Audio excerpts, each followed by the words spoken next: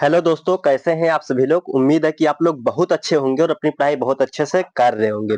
तो आज के इस वीडियो में हम पढ़ने वाले हैं जीव विज्ञान। जीव विज्ञान का इसमें हम सामान्य परिचय देखेंगे और एक एक करके पूरा जीव विज्ञान का निपटारा करने वाले हैं। तो ये वीडियो आपके लिए बहुत ही यूजफुल और इंटरेस्टिंग होने वाली है, क्योंकि इस वीडियो में हम फिगर और डायग्राम सभी के माध्यम से समझने की कोशिश करेंगे। तो बने रहिए हमारे साथ वीडियो के लास्ट तक। अगर आपको जीव विज्ञान सीखना है तो ये सीरीज आप देख लीजिएगा, बहुत ही यूजफुल आपके लिए होने वाला है। चाहे इसके बाद वीडियो को देखने के बाद आप चाहे जो भी एग्जाम देंगे, आपका क्वेश्चन 100% बनेगा। तो चलिए क्लास को शुरू करते हैं बिना समय गंवाए। तो बने रहिए हमारे साथ वीडियो के लास्ट तक। आइए देखते हैं जीव विज्ञान आखिर होता क्या है। जीव विज्ञान हम किसे कहते हैं।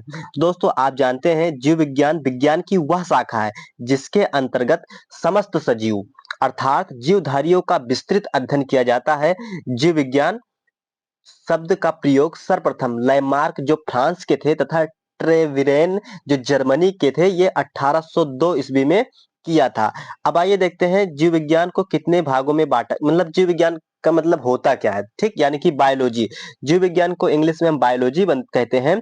और बायोलॉजी हमारा दो शब्दों से मिलकर बना है। एक बना है बायो, जिसका मतलब है जीवन, और दूसरा मतलब लोगोस, यानी कि अध्ययन करना। अब जीवन मतलब तो आप जानते ही हैं कि हम लोग का जैसे जीवन है, और लोगोस मतलब यानी अध्ययन मतलब जिसमें हम पढ़ते सीखते हैं, उसको हम क्या बोलते हैं, अध्ययन बोलते हैं।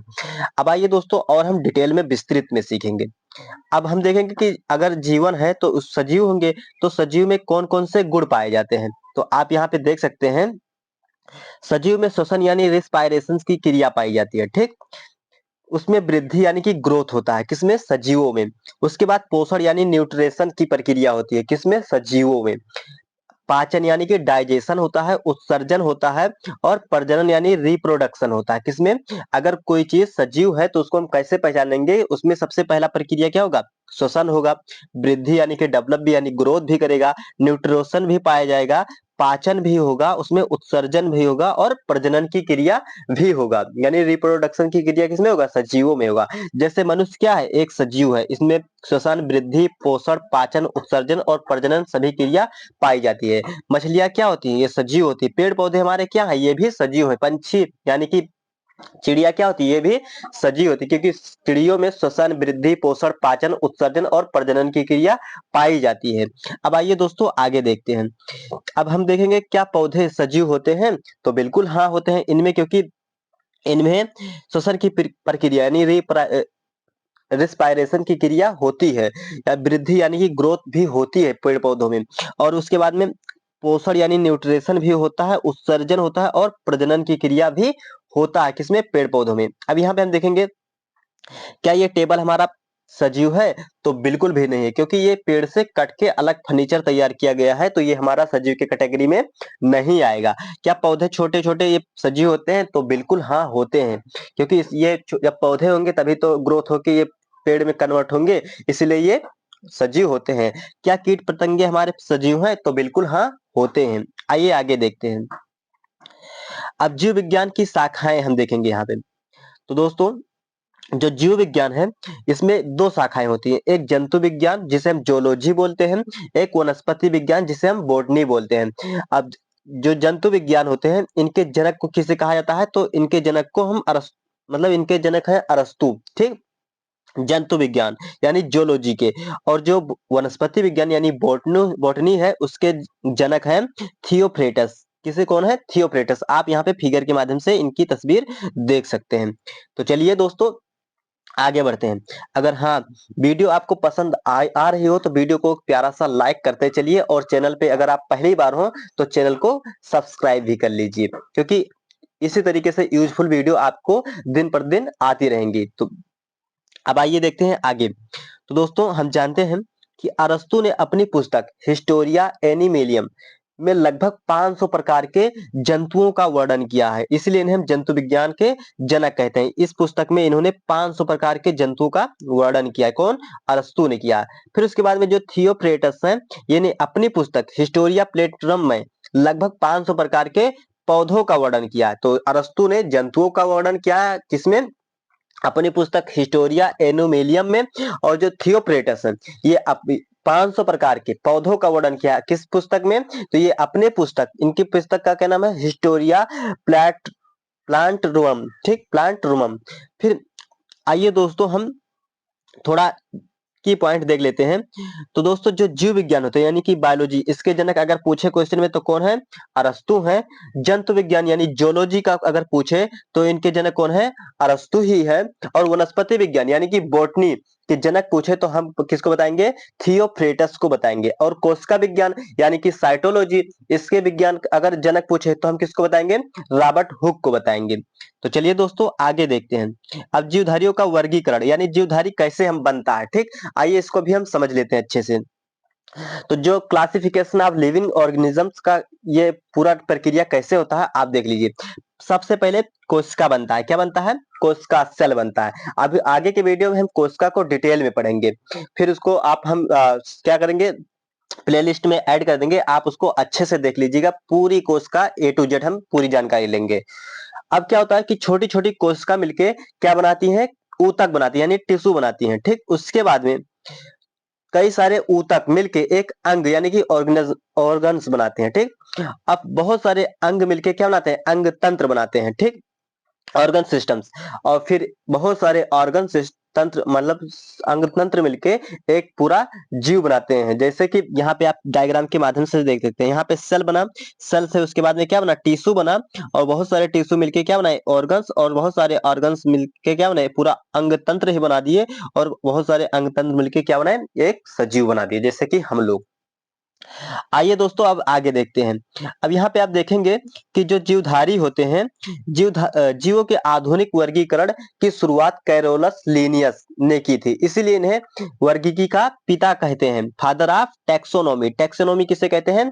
तो इसे हम वर्गीकरण को बोलते हैं, ठीक। तो इसीलिए हम जो कैरोलस लीनियस हैं, इन्हें हम क्या बोलते हैं? आधुनिक वर्गीकरण के पिता, फादर ऑफ टैक्सोनॉमी, ठीक। अगर हमें एग्जाम में पूछे कि फादर ऑफ टैक्सोनॉमी किसे कहते हैं तो हम क्या बताएंगे? कैरोलस लीनियस होती। अब दोस्तों ये हम कैसे पहचानेंगे कि मतलब जो वर्गीकी है यानी टैक्सोनॉमी है, ये 3 स्टेप में होता है। कैसे पहचानेंगे? तो सबसे पहले आइडेंटिफिकेशन यानी कि पहचान किया जाएगा। फिर उसके बाद में क्वालिफिकेशन यानी उसका वर्गीकरण होगा। फिर उसके बाद क्या होगा? क्या होगा? न्यूमेरिकल्चर यानी कि नामकरण होगा, ठीक, नोमिकल्चर, ठीक। इतनी बात आपको समझ में आई होगी। फिर उसके बाद में जो कैरोलस लीनियस हैं ने एक बुक में लिखी, ठीक, जिस कैरोलस लीनियस ने एक बुक लिखी जिसे हम सिस्टम नेचर, जिसमें उन्होंने सभी जीवों के वर्गीकरण के लिए उन्हें 2 भागों में विभाजित किया। तो इन्होंने कौन कौन से बताए? तो इन्होंने बताया कि एक पादप जगत हो गया और दूसरा जंतु जगत यानी कि प्लांट किंगडम और एनिमल किंगडम। फिर उसके बाद में थोड़ा और हुआ तो उसके बाद में क्या आया हमारा? 2 जगत, 2 किंगडम क्वालिफिकेशन। ये किसने बताया? कैरोलस लीनियस ने बताया। तो इसमें इन्होंने बताया 2 जगत में कि पादप है, पादप किंगडम। फिर उसके बाद में जंतु किंगडम यानी कि एनिमल। फिर उसके बाद में कुछ समय बाद 3 जगत पढ़ा ली है। कितनी? 3 जगत पढ़ा ली। तो 3 जगत वर्गीकरण में क्या हुआ कि ये अर्नेस्ट हैकेल एक वैज्ञानिक थे।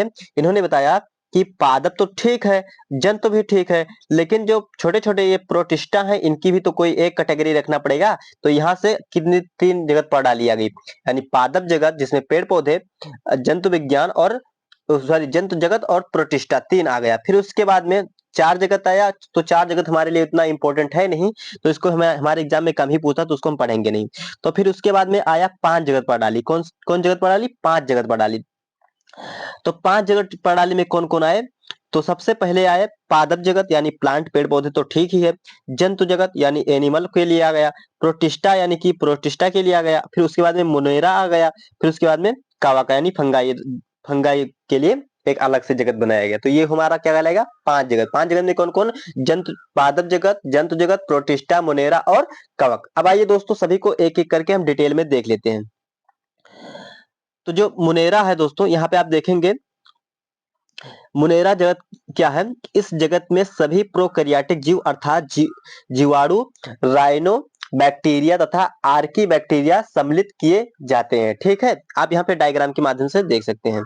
फिर उसके बाद में जो प्रोटिस्टा है, यहाँ पे आप देख सकते हैं प्रोटिस्टा क्या है? तो प्रोटिस्टा आप देखेंगे कि ये जलीय जीव होते हैं, ठीक? क्या होते हैं? जलीय, जो जल में तैरते हैं। यूकैरियोटिक होते हैं, यानी कि ये एक यूकैरियोटिक होते हैं, एक कोशिकीय होते हैं ये। उदाहरण के तौर पे आप देखेंगे कि अमीबा हो गया, प्लाज्मिडियम हो गया, पैरामीशियम हो गया, यूग्लिना हो गया। और यूग्लिना पादप तथा जंतु के बीच कड़ी का काम करता है। जो यूग्लिना होता है, यह पादप तथा जंतु के बीच का क्या करता है? कड़ी का काम करता है, ठीक है।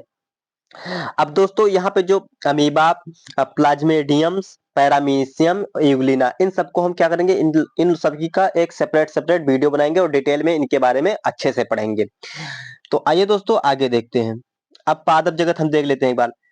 तो जो पादप जगत है, इस जगत में प्राय सभी क्या होते हैं? रंगीन बहुकोशिकीय प्रकाश संश्लेषण उत्पादक जीव सम्मिलित होते हैं। जैसे पुष्पीय तथा अपुष्पीय बीजीय पौधे सभी इसी जगत में के अंग है। कौन? पादप प्लांट में, ठीक। आइए आगे देखते हैं। अब जो जंतु विज्ञान है, जंतु जगत है, इसको भी हम देख लेते हैं। तो जो जगत है, ये क्या होते हैं? सर्वव्यापी होते हैं, यूकैरियोटिक होते हैं और बहुकोशिकीय होते हैं, ठीक है। उदाहरण के तौर पर अगर हम देखें तो यहाँ पे आप देखेंगे कि हाइड्रा हो गया, जेलीफिश हो गया, सितारा मछली हो गई, सरीसृप हो गए, पक्षी हो गए तथा स्तनधारी जीव जगत, इन सब क्या है? इसके पादप जगत के, जंतु जगत के अंग हैं, ठीक है। आइए आगे देखते हैं। अब अगला क्या है? पांचवा हमारा कवक। अब कवक क्या है? तो यहाँ पे आप देखेंगे, जो कवक को हम इंग्लिश में फंगी बोलते हैं, ठीक है। तो यह कार्बनिक पदार्थों पर निर्भर करते हैं, अतः इसे मृतजीवी भी कहा जाता है। यानी सड़े गले पदार्थों पर ही ये उगते हैं। जैसे कुकुरमुत्ता हो गया, रामछाता हो गया, ये सब क्या है? ये कवक में आते हैं, क्योंकि ये जहाँ पे सड़े गले गंदगी वाली चीज होती है वहीं पे ये उगते हैं। उदाहरण के तौर पर अगर हम देखें तो मशरूम हो गया, ईस्ट हो गया, फिर उसके बाद में ये सब क्या कहते हैं? इसी जगत में आते हैं। और कुकुरमुत्ता हो गया, ठीक। आइए आगे देखते हैं, डायग्राम के माध्यम से आप समझ सकते हैं। तो चलिए दोस्तों, इस वीडियो में इतना ही। इसके आगे का जो सीरीज है अगले वीडियो में आएगा। तब तक के लिए जय हिंद, जय भारत। अगर आपको वीडियो पसंद आई हो तो वीडियो को एक प्यारा सा लाइक करिए और चैनल को सब्सक्राइब करिए। फिर मिलते हैं किसी नेक्स्ट वीडियो में। तब तक के लिए जय हिंद, जय Bharat. Love you, take care.